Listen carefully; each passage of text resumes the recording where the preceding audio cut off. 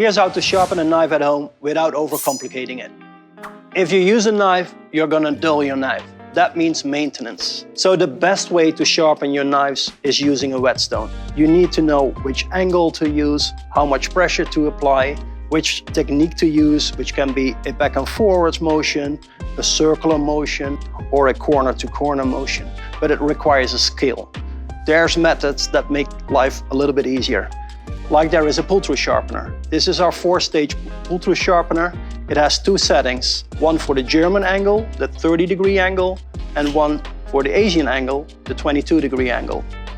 Both settings have 2 slots. Number 1 is coarse for sharpening. Number 2 is fine for polishing. Always start coarse. You have an anti-slip on the bottom so it doesn't slide. Keep your blade straight because the angle is already set in the tool. And it's called a pull-through sharpener. So just pull through, don't push back. 8 to 10 times. And then move to fine for polishing. That's gonna remove all the little burrs. And then make sure after sharpening, always clean your blade because there might be some metal residue left.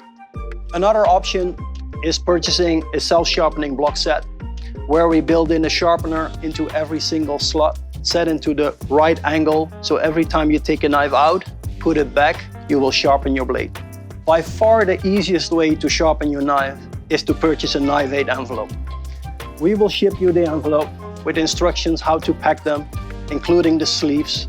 Mail them to our workshop 24 hours after we receive them. We will mail them back to factory sharpness. Maintenance is the most underrated part of knife ownership, but it's so important. We hope this helped you feel more confident about keeping your knives sharp and in shape.